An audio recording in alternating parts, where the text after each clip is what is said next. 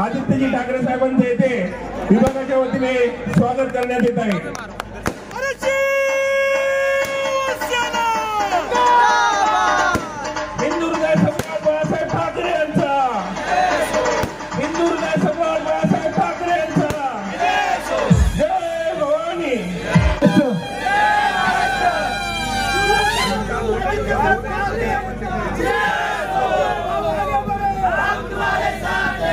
हा उत्साह आपल्याला मतदानात दिसला पाहिजे।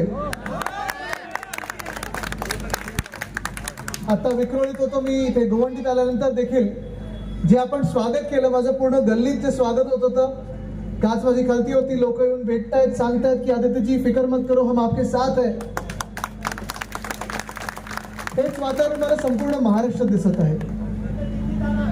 नक्की दिल्लीत जाणारच आणि सगळ्यांना घेऊन जाणार दिल्लीत, आणि दिल्ली समोर झुकणार पण नाही, दादागिरी नहीं चलेगी। हमसे जो टकराएगा मिट्टी में मिल जाएगा, हमसे जो टकराएगा मिट्टी में मिल जाएगा। ती वेळ आलेली आहे,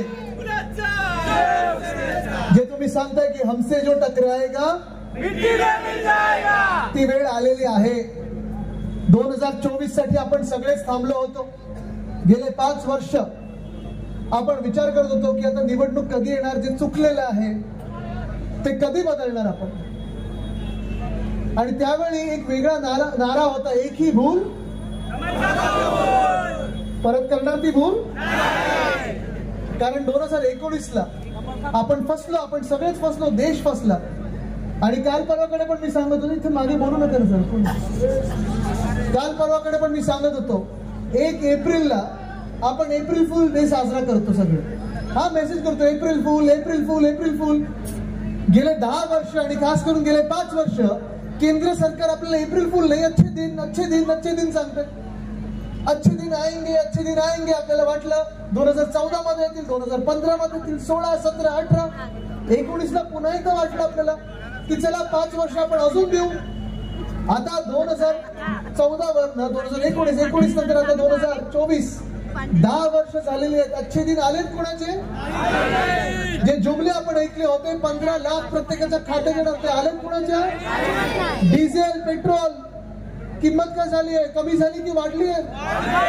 गॅस कमी झाली की वाढले की किंमत वाढली? महाग होत चालले, महागाई वाढत चाललेली आहे, जुमले वाढत चाललेले आहेत। आणि हे सगळं होत असताना तुम्ही मला सांगा, हे जुमले जे अच्छे दिन आएंगे जे चाललं होतं, हे अच्छे दिन कदाचित काही भाजपच्या नेत्यांसाठी आले असतील, जो भाग्य के उनके लिए आए होंगे।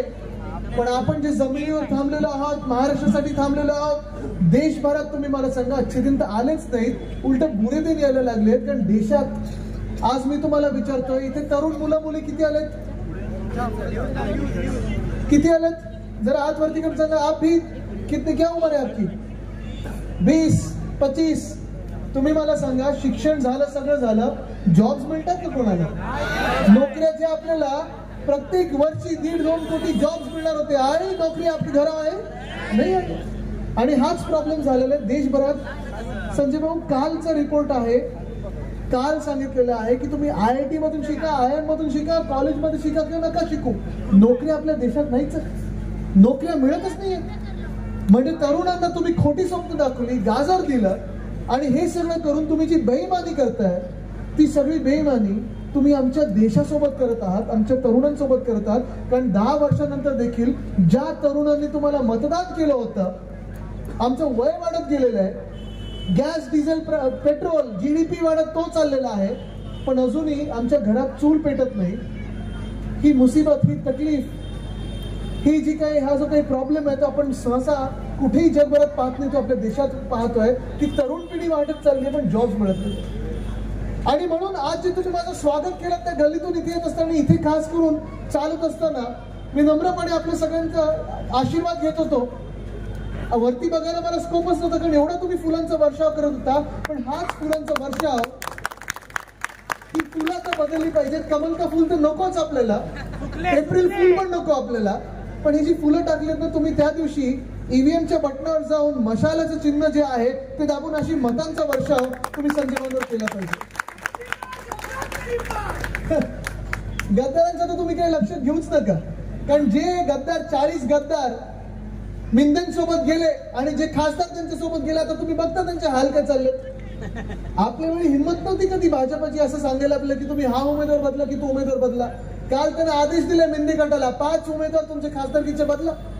आता मी तुम्हाला विचारतोय, आज त्या गद्दारांना विचारतोय, क्या होगा तुम्हारा.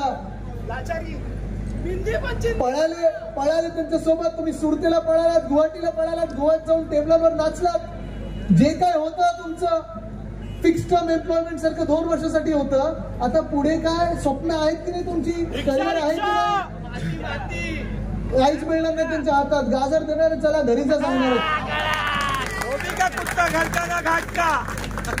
पण आज मी तुम्हाला सांगतोय की आज आपल्याला हा बदल घडवायचा आहे, परिवर्तन घडवायचं आहे. आणि आज मी तुम्हाला सांगतोय, तयार आहात की नाही तुम्ही. इथे महिला खूप मोठ्या संख्येत बसले आहेत. आज तुम्ही बघा, मी जसं सांगितलं, तरुणांचा जसा अपमान होत आहे, युवाओं को नौकरियां नहीं मिल रही है, ना कुछ उम्मीद है कि कुछ मिलेगा आगे जाके, तसं तरुणांसाठी जसं मी बोललो तसं महिलांसाठी आज विचारतो मी, महिलांना वाटतंय का की आपलं राज्य तर सुरक्षित राहिले या मिंदे सरकारच्या जे काही राजवटीत. तुम्हाला वाटतंय असं? जर भाजपा चुकून जिंकली तर तुम्हाला वाटतंय की महिला सुरक्षित राहतील? आज बघा तुम्ही, या आपल्या मंत्रिमंडळात, राज्याच्या मंत्रिमंडळात जे मिंदी गटाचं मंत्रिमंडळ आहे, त्या मंत्रिमंडळात 2 असे मंत्री आहेत ज्यांनी महिलांवर शिवीगाळ केल्याचा आरोप आहे, अत्याचार केल्याचा आरोप आहे, पण त्यांना काढलं नाही. उद्धव साहेबांनी ज्यांना गेट आउट म्हणून सांगितलं होतं, ती जी संस्कृती आपल्याला वंदनीय हिंदू सम्राट बाळासाहेब ठाकरेंनी सांगितलेली आहे की महिलांचा अपमान आपण सहन करायचा नाही. आज मी तुम्हाला एक सोपा प्रश्न विचारतोय. चला, शिवीगाळ तर वेगळी, अत्याचार केल्याचे आरोप वेगळे, पण ज्या भाजपाने बिल्किस बानोचा रेप केला म्हणून त्या रेपिस्टचं स्वागत केलं, त्यांची आरती केली, तुम्ही त्या भाजपाला मतदान देणार का? तुम्ही त्या भाजपासोबत राहणार का?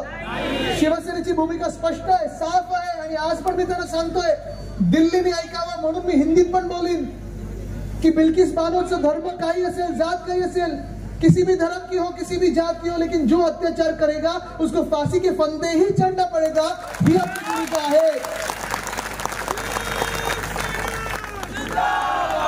ह्याला बोलतात देश, ह्याला बोलतात धर्म, ह्याला बोलतात संस्कृती.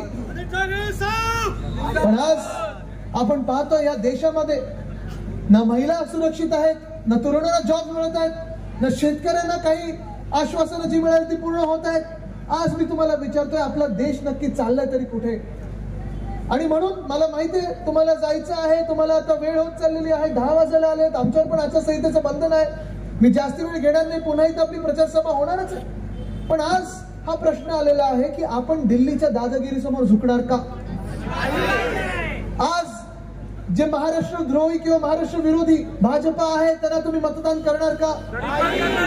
आज आपण बघतोय, एका भाजपाचे जे उमेदवार आहेत पियुष गोयल जी, त्यांनी परवा इंटरव्यू मध्ये सांगितलं मेरा एक सपना है. हे पियुष गोयल जी बोलते ना, मेरा एक सपना है, मुंबई को स्लम फ्री करना है. और स्लम फ्री कैसे करना है? तो सभी जो अपनी झुग्गियां है, झोपड़ियां है, उसे जाके हम सॉल्ट पैन में जो वसई विरार है वहां सबको शिफ्ट करेंगे. कोणी जाणार तिथे?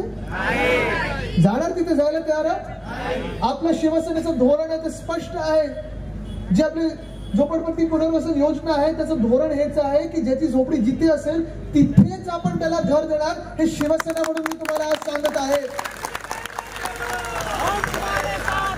पण आपण 10 वर्ष जे ऐकत आलो, प्रधानमंत्री आवास योजना असेल, 2022 पर्यंत सगळ्यांना घर असेल, सबको घर मिलेगा ऐसे सबने किसी ने कहा था, किसी नेता ने कहा था, मिला किसी को घर? नहीं मिला. आणि म्हणून आज मी तुम्हाला प्रश्न विचारतोय की जे पियुष गोयल तुम्हाला सांगत आहेत, भाजपचं जे स्वप्न आहे की आम्ही सगळे झोपडपट्ट्या मुंबईतून काढून वसई विरार किंवा वडाळा किंवा जिथे मिठा घर तिथे टाकणार, तुम्ही त्यांना निवडून देणार का? त्या भाजपला तुम्ही मतदान करणार का? हे स्वप्न तुम्ही लक्षात घ्या, कारण ही स्वप्न नुसतं एका उमेदवाराची नाहीत, तर संपूर्ण पक्षाची आहेत. आज इथे संजय राऊत तुमच्या सोबत उभे आहेत, आम्ही सगळे शिवसेना म्हणून सोबत आहोत. आपल्या गेल्या जे काही महाविकास आघाडीचं सरकार होतं 2.5 वर्षामध्ये कोविडचं काम तर केलंच. मुंबईचं कौतुक जगभरात झालं. वर्ल्ड हेल्थ ऑर्गनायझेशन असेल, सुप्रीम कोर्ट असेल, सगळ्यांनी आपलं कौतुक केलं, उद्धव साहेबांचं कौतुक केलं. कारण तेव्हा जेव्हा सगळीकडे देशभरात आपण पाहत होतो भीतीचं वातावरण होतं, मग सीएचं वातावरण असेल, एनआरसीचं वातावरण असेल, किंवा मग कोविडचं वातावरण असेल, जिथे जिथे दंगली पेटवण्याचं काम भाजप करत होतं, आपण इथे शिवसेना उद्धव बाळासाहेब ठाकरे पक्ष म्हणून 2.5 वर्षात एक सुद्धा दंगल होऊ दिली नाही. ही आपली शिवसेना आहे. सगळ्यांना घेऊन आपण पुढे चाललेलो आहे. कारण जो कोणी या महाराष्ट्राचा भूमिपुत्र असेल, जो कोणी या महाराष्ट्र प्रेमी असेल, जातपात धर्म न बघता आपण त्याची सेवा केली होती आणि पुढे देखील करत राहणार. हा मी तुम्हाला शब्द आज इथे द्यायला आलेलो आहे. कदाचित भाजपचे लोक येतील, तुम्हाला सांगतील की सबका साथ सबका विकास, सबका साथ नकोच आहे. त्यांना पोलरायझेशन हवंय. त्यांना जाती जातीमध्ये, धर्मामध्ये, जिल्ह्यामध्ये भांडणं लावायला पाहिजे. जेव्हा आपण भांडतो तेव्हा त्यांची पोळी भाजली जाते. ही पोळी तुम्ही त्यांना भाजू देणार का? त्यांचा सबका साथ सबका विकास मध्ये विकास कोणाचा होतो? तर त्यांच्या मित्रांचा होतो, त्यांच्या बिल्डरांचा होतो, त्यांच्या कॉन्ट्रॅक्टरांचा होतो, त्यांच्या उद्योगपत्यांचा होतो आणि ED, CBIचा होतो. पण हा विकास कधी देशाचा झाला नाही. ते चित्र आपल्याला बदलायचं आहे. आज आपण पाहतो बिहारमध्ये देखील माझ्याच वयाचे जे तेजस्वी यादव आहेत ते पण लढत आहेत. तिथे पण ते बदल घडवणार आहेत. आज मी तुम्हाला विचारतोय, तुम्ही बदल घडवणार की नाही? तुम्ही इथे शिवसेनेचा उमेदवार जिंकून देणार की नाही? आज जर तुम्हाला शिवसेनेचा उमेदवार जिंकून द्यायचा असेल तर मी तुम्हाला विचारतोय, आपलं चिन्ह कुठचं आहे? चिन्ह कुठचं आहे? चिन्ह कुठचं आहे? निवडून देणार की नाही? देणार की नाही? जीत होगी विशाल, चिन्ह है. जीत होगी विशाल, चिन्ह है. जीत होगी विशाल, चिन्ह है. आणि उद्धव साहेबांनी जो नारा दिलाय दिल्लीत, तो इथे पण द्यायचा आहे. अब की बार, अब की बार, अब की बार. जय हिंद, जय महाराष्ट्र, वंदे मातरम.